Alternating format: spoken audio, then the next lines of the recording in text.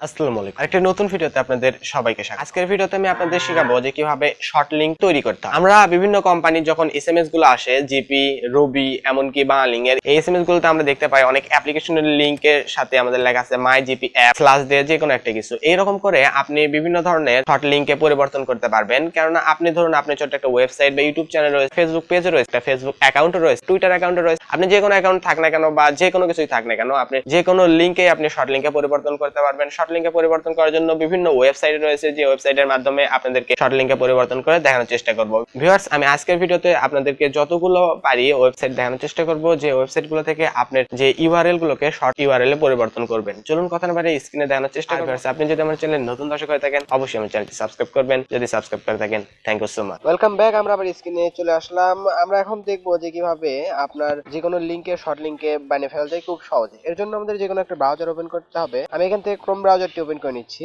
একটু ওয়েট করতে হবে। এখানে আমি google.com প্রবেশ করছি। এরপর আপনাদের এখানে সার্চ বারে সার্চ করতে হবে শর্ট ইউআরএল।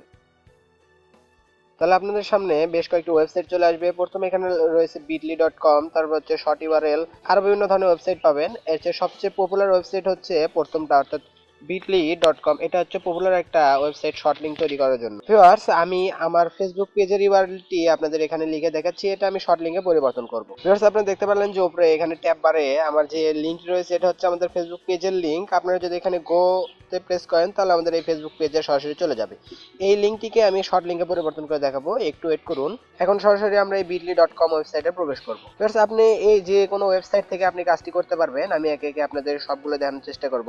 এখান থেকে এখানে আপনি চাইলে একটা অ্যাকাউন্টও তৈরি করতে পারেন, অথবা অ্যাকাউন্ট না তৈরি করলেও সমস্যা নেই। এখান থেকে শর্টেন ইওর লিংক, এখান থেকে আপনি যে লিংকটি শর্ট লিংকে পরিবর্তন করতে যাচ্ছেন বা বানাতে যাচ্ছেন সেই লিংকটি এখানে পেস্ট করে দেবেন। ভিউয়ার্স, দেখতে পারলেন যে আমি আমার ফেসবুক পেজের লিংকটি দিয়েছি। এখানে শর্টেনে ক্লিক দেব। শর্টেনে ক্লিক দেওয়ার পর একটু ওয়েট করতে হবে। এখান থেকে আপনাকে তারা একটা লিংক দিয়ে দেবে। এই যে লিংকটি, এটা আপনি চাইলে কপি করে ব্যবহার করতে পারবেন। ভিউয়ার্স, এই যে একটা লিংক দিয়ে দিল, এটা হচ্ছে শর্ট লিংক, অর্থাৎ আপনার এই লিংকটিকেই তারা তাদের ওয়েবসাইটের লিংক অনুযায়ী তারা প্রোভাইড করলো। এখন আপনি যদি এটা যে কোনো জায়গায় ব্যবহার করেন তাহলে অন্য কেউ বুঝতে পারবে না যে এটা আপনার ফেসবুক পেজের লিংক না ইউটিউব চ্যানেলের লিংক বা কোনো ভিডিওর লিংক বা কোনো ওয়েবসাইটের লিংক। এটা কিন্তু তারা বুঝতে পারবেন। ভিউয়ার্স, এটাও আপনি এখন আপনার ট্যাব বারে অবশ্যই এটা ব্যবহার করতে পারবেন। দেখতে পারলেন যে এটা আমি যদি এখন যে কাউকে পাঠাই বা যে কাউকে সেন্ড করি, তবুও কিন্তু আমার ওই ফেসবুক পেজে প্রবেশ করবে। আমি দেখানোর জন্য সরাসরি আপনাদের ওই লিংকটি কপি করে নিয়ে এসে আপনাদের একটা ট্যাবে ওপেন করে দেখানোর চেষ্টা করি। আপনারা খেয়াল করলে দেখতে পারবেন যে আমাদের এখানে ফেসবুক পেজেই সরাসরি চলে এসেছে। এটা হচ্ছে short link.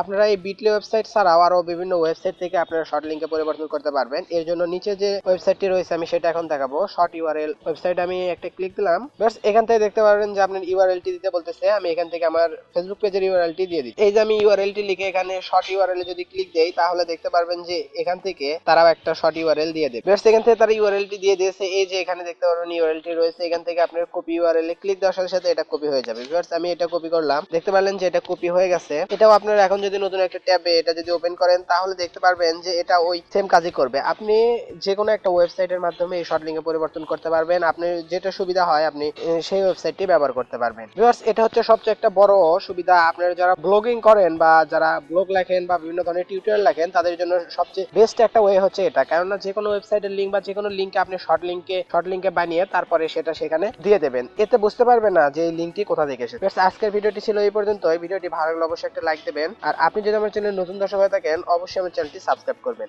Thanks for watching this video.